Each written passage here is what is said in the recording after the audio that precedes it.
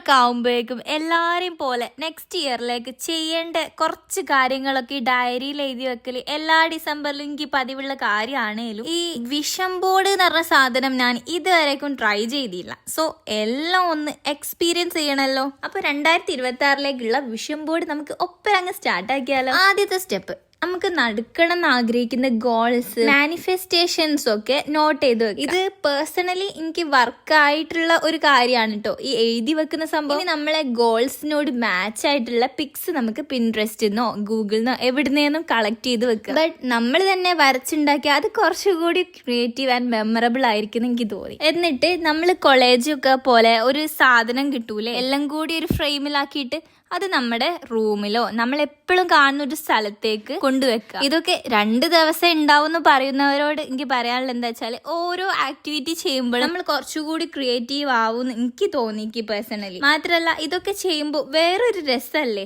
അപ്പോൾ ഒന്ന് ട്രൈ ചെയ്ത് നോക്കി. അപ്പോൾ ഓക്കെ, ബൈ.